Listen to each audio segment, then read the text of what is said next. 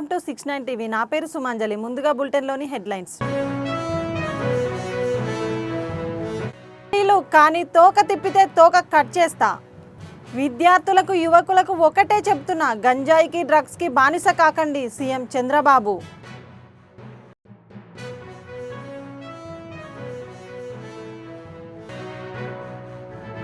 బ్రాహ్మణ వెల్లేముల రిజర్వాయర్ ఎత్తిపోతల పథకానికి పరిహారం ఇచ్చేందుకు సిద్ధంగా ఉన్నామని మంత్రి కోమటిరెడ్డి వెంకటరెడ్డి.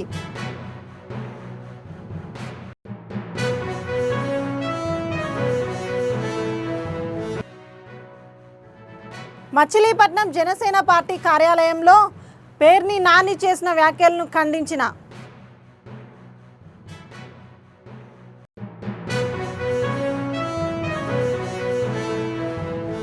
కానీ రికవరీ మేళా ఎప్పుడైనా విన్నారా? క్రైమ్ హిస్టరీలో ఫస్ట్ టైం వీటి విలువ అక్షరాల కోట్లకు పైగా. వీటన్నింటినీ సిపి సమక్షంలో బాధితులకు అందించిన విశాఖ పోలీసులు.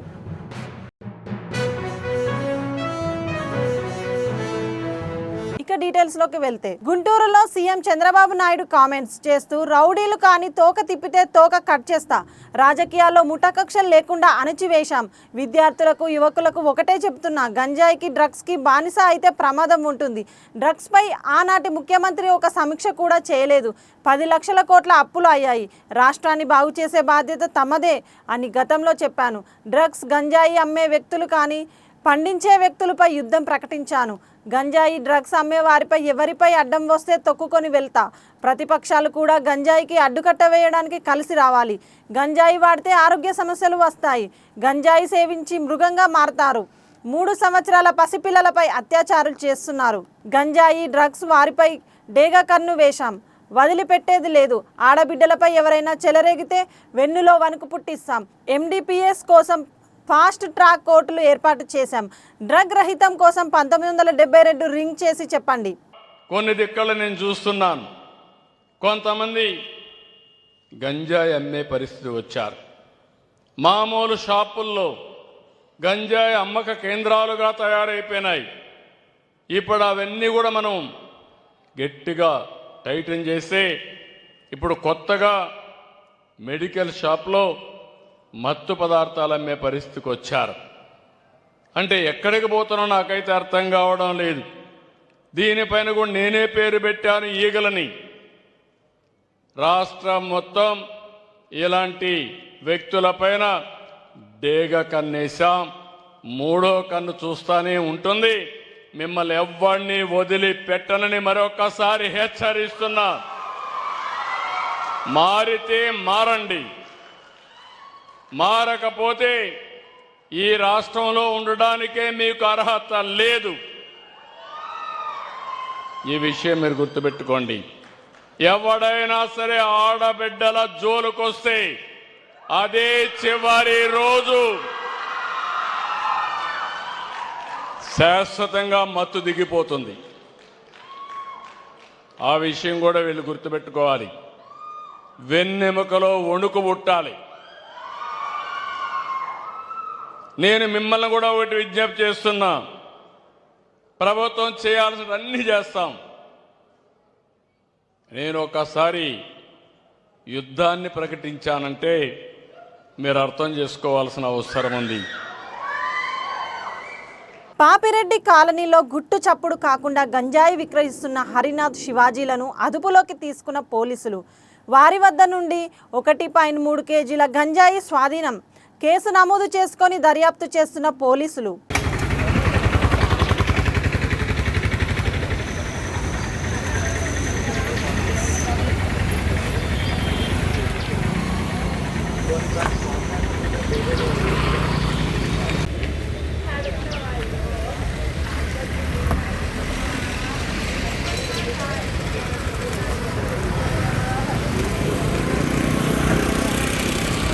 కడప జిల్లాకు చెందిన కోటా కార్తిక్ అనే డిగ్రీ చదివే విద్యార్థి మరియు సైకిల్పై భారతదేశ యాత్రలో భాగంగా గుంటూరు వచ్చారు. సేవ్ ఎర్త్ సేవ్ ట్రీస్, భూమిని కాపాడుకుందాం, చెట్లని నాటుదాం అనే కార్యక్రమం స్ఫూర్తితో దారిలో చెట్లు నాటుతూ కాలుష్య రహిత భారతదేశం నిర్మాణం జరగాలని ఆయన కాంక్షిస్తూ దేశ పర్యటనలో భాగంగా గుంటూరు వచ్చిన సందర్భంలో తెదేపా నేత బ్రాహ్మణ చైతన్య వేదిక రాష్ట్ర అధ్యక్షుడు సిరిపురపు శ్రీధర్ని కలిశారు. బ్రాహ్మణ చైతన్య వేదిక చాణక్య ఫ్రెండ్ సర్కిల్ వారు సైకిల్ యాత్రకు సంఘీభావం తెలియజేశారు. ఈ కార్యక్రమంలో చిలుమూరు ఫణి, ఎండపల్లి శబరి ఫణి, నాగరాజు, వడ్లమూడి రాజా, నాగేశ్వరరావు తదితరులు పాల్గొన్నారు.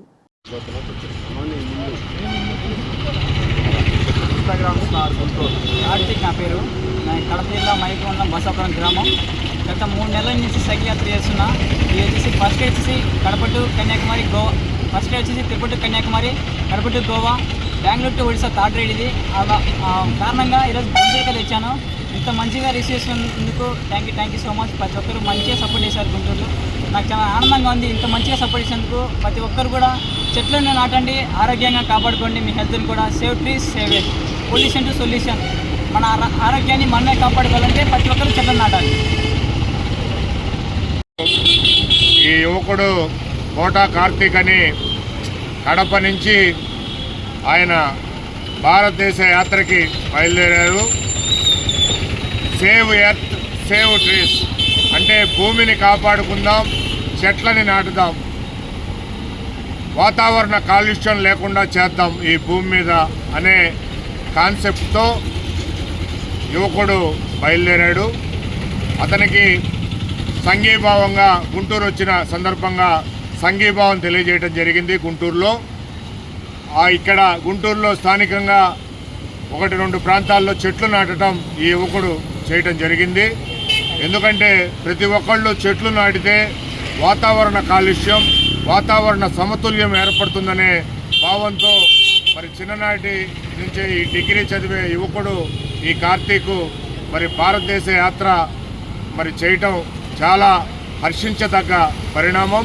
మరి యువత ఈ యువకుడు కార్తీక్ స్ఫూర్తిగా తీసుకొని వాళ్ళు కూడా చెట్లు నాటే కార్యక్రమం చేస్తూ వాతావరణ కాలుష్యం లేకుండా కనుక చేస్తే ఈ భూమి చాలా సుఖ సంతోషాలతో భూమి మీద ప్రజలు ఉంటారని చెప్పి ఆశిస్తూ ఈ యువకుడికి మరి సంఘీభావం తెలియజేస్తూ అతనికి ఇంకా మంచి కార్యక్రమాలు ఇలానే చేసుకుంటూ పోవాలని అతనికి అభినందనలు తెలియజేయడం జరిగింది. ఉదయ సముద్రం ఎత్తిపోతల పథకంలోని బ్రాహ్మణ వెల్లెముల రిజర్వాయర్ కింద మిగతా భూసేకరణను త్వరితగతిన పూర్తి చేసే పరిహారం ఇచ్చేందుకు సిద్ధంగా ఉన్నామని రాష్ట్ర రోడ్ల భవనాలు, సినిమాటోగ్రఫీ శాఖల మంత్రి కోమటిరెడ్డి వెంకటరెడ్డి అన్నారు. ఈ విషయంలో రైతులు సహకరించి త్వరితగతిన భూములను అప్పగించాలని, తద్వారా కాల్వ పనులను వేగవంతం చేసి పూర్తి చేసి రిజర్వాయర్ కింది 1,00,000 ఎకరాల సాగు నీరు అందించేందుకు ప్రభుత్వానికి వీలవుతుందని తెలిపారు.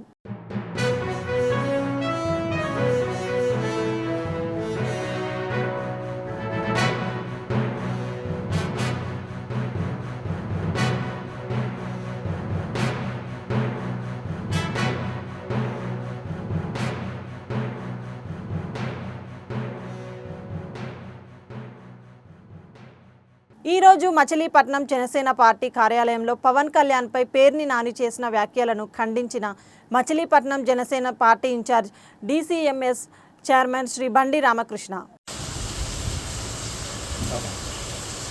అందరికీ నమస్కారం. ప్రింట్ అండ్ మీడియా సోదరులందరికీ ముందుగా నమస్కారం.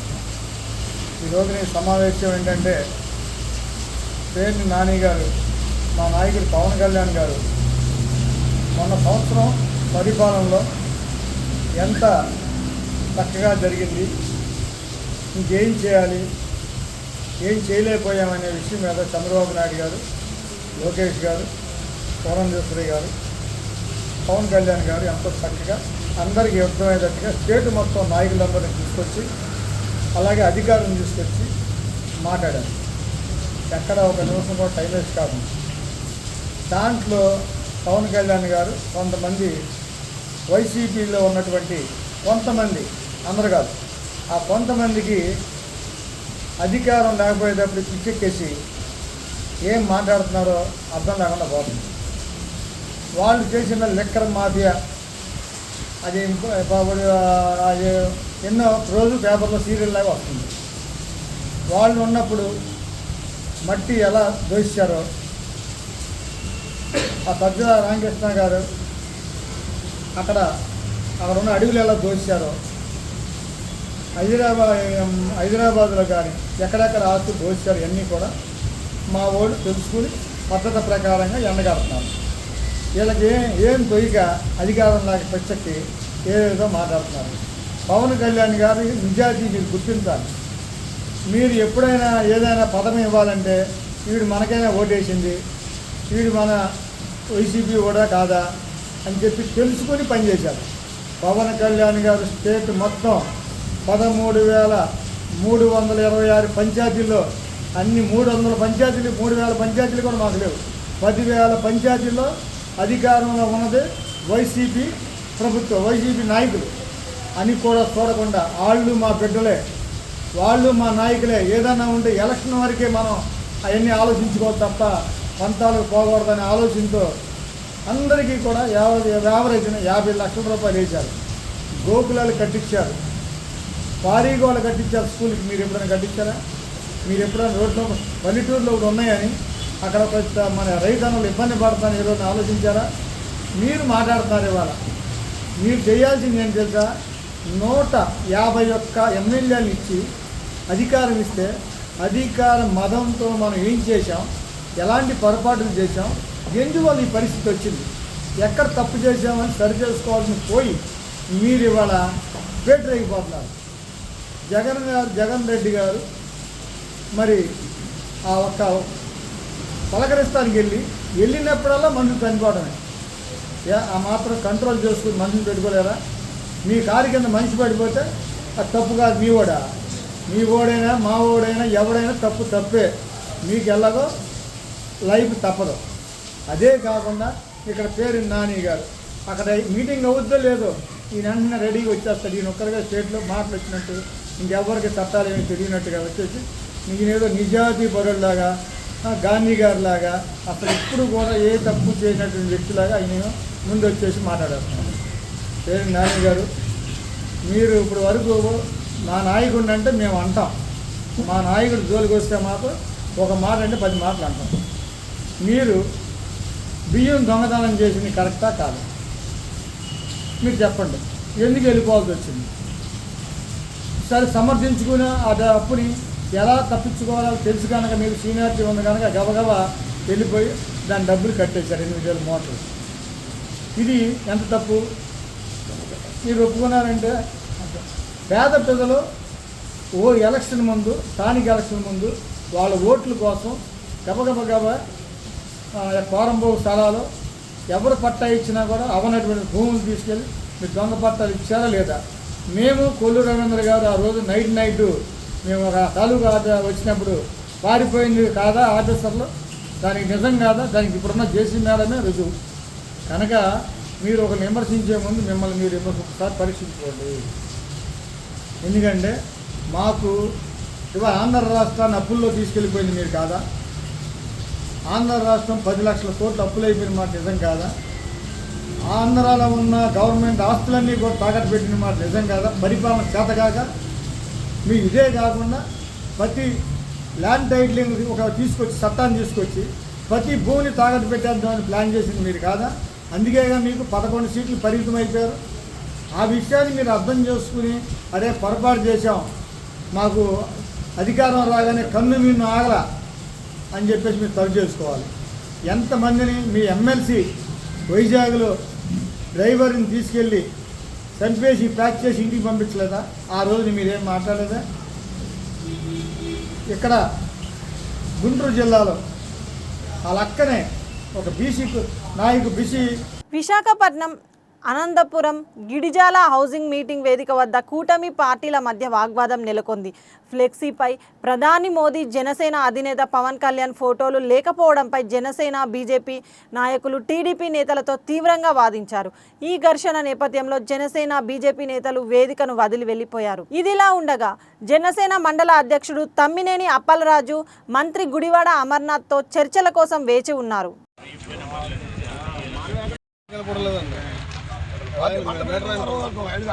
తీసుకోవాలి, అది చెప్పాలి, అది లేదు ఇష్టం. నా పేరు పిల్ల చిన్నారావు అండి. ఆనందపురం బీజేపీ మండల ప్రెసిడెంట్ సీనియర్ నాయకుడిగా ఉన్నాను. ఈ రోజు మోదీ గారికి స్టేజ్ మీద చూస్తే ఫ్లెక్సీల ఫోటో లేదండి, అలాగే పవన్ కళ్యాణ్ గారి ఫోటో కూడా లేదండి. కూటమి నాయకు ఏంటంటే పిలిచారు మీటింగ్ కి, ఎక్కడ కూడా ఫోటో కాల్ అనేది ఎక్కడ కూడా రేట్లేదు, ఫోటో లేదండి, ఎక్కడో ఒక దగ్గర వేశారు. అయినసి దీని గురించి సంధించాలని చెప్తున్నాను. సార్ మమ్మల్ని ఎవరు గౌరవించట్లేదు సార్, మా గౌరవించకపోతే పోయారు. మా అధ్యక్షుడు పవన్ కళ్యాణ్ గారికి కూడా గౌరవం లేకపోతుంది. మోడీ గారికి కానీ పవన్ కళ్యాణ్ గారికి కానీ ఎక్కడే కాదు, ప్రతి మీటింగ్ లో కూడా మా భీమిలి నియోజకవర్గంలో ఫోటో లేక నెట్టడం, ఏమనంటే చోట్ల తప్పు అయిపోయిందో అధికారులు అని చెప్పడం. మరి ఎందుకు కూటమిలో ఉన్నామో లేదో మాకే తెలియట్లేదు. అధికారులు మీద చూసేస్తారు వీళ్ళందరూ కలిసి. దీని మీద మాత్రం తీవ్రంగా ఖండిస్తున్నాం. అది కుంభమేళా, జాబ్ మేళా, హస్తకళా మేళా, ఇలా ఎన్నో మేళాలు విన్నాం, చూసాం. కానీ రికవరీ మేళా ఎప్పుడైనా విన్నారా? క్రైమ్ హిస్టరీలో ఫస్ట్ టైం నిర్వహించారు విశాఖ పోలీసులు. సిపిగా వచ్చినప్పటి నుంచి వినూత్న కార్యక్రమాలతో ఆకట్టుకుంటున్న శంఖబ్రత బాగ్చి రికవరీ మేళా నిర్వహించి బాధితుల కళ్ళల్లో ఆనందం నింపారు. చోరీకి గురైన మొబైల్ ఫోన్లు రికవరీ చేశారు. వందల ఫోన్లు, తులాల కొద్ది బంగారం, లక్షల్లో కరెన్సీ, ఎలక్ట్రానిక్ పరికరాలు, ఖరీదైన బైక్లు, వీటి విలువ అక్షరాల కోట్లకు పైగా ఉంటుంది.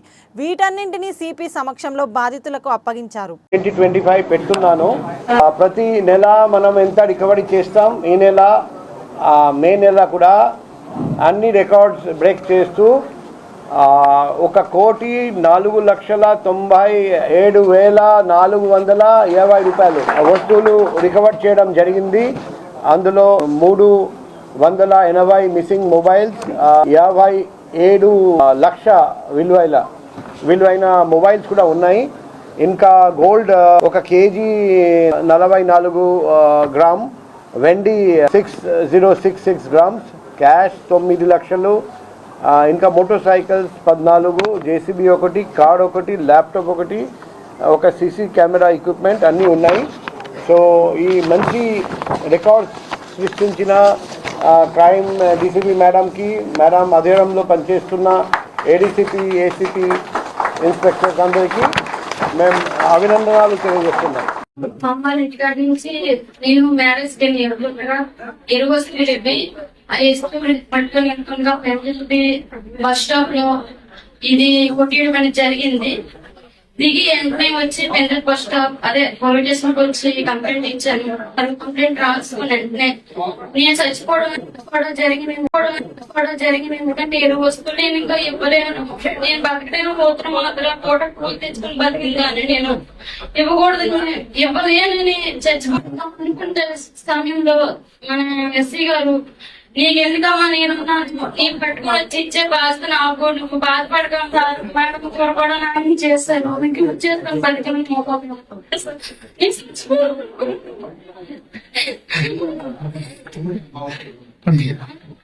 చేసుకొని బతికలు రాత్రి కష్టపడి గారికి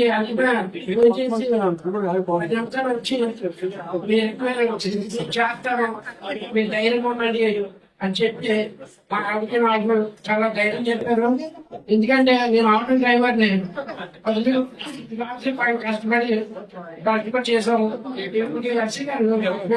పది నిమిషాలు వచ్చి మీరు అన్ని చేసి మీకు ఎందుకు, మీకు నాకే మీరు వస్తుంది, మీకు ఇప్పించే బాధ్యత నాకే.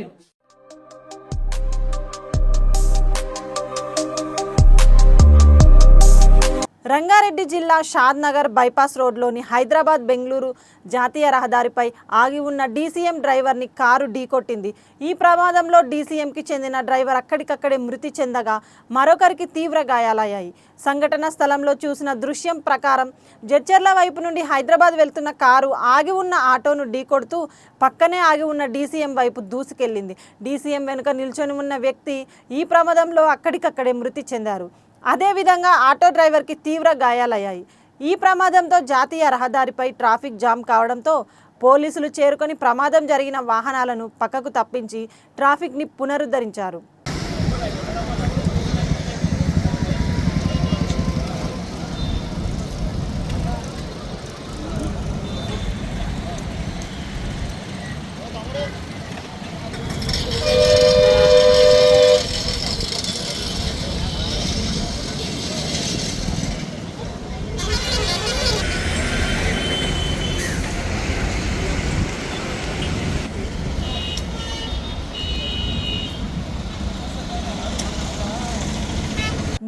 ముగించే ముందు హెడ్లైన్స్ మరోసారి. కానీ తోక తిప్పితే తోక కట్ చేస్తా. విద్యార్థులకు యువకులకు ఒకటే చెప్తున్నా, గంజాయికి డ్రగ్స్కి బానిస కాకండి సీఎం చంద్రబాబు.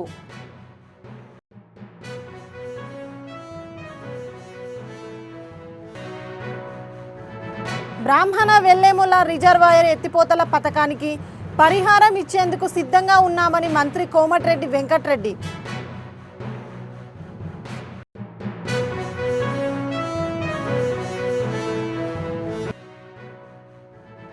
మచిలీపట్నం జనసేన పార్టీ కార్యాలయంలో పేర్ని నాని చేసిన వ్యాఖ్యలను ఖండించిన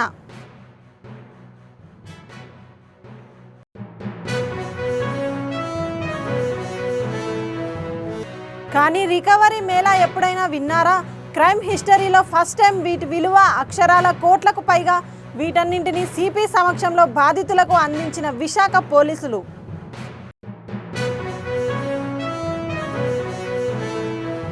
ఇవి బులెటిన్ విశేషాలు. మరిన్ని అప్డేట్స్ కోసం చూస్తూనే ఉండండి 69 టీవీ తెలుగు న్యూస్.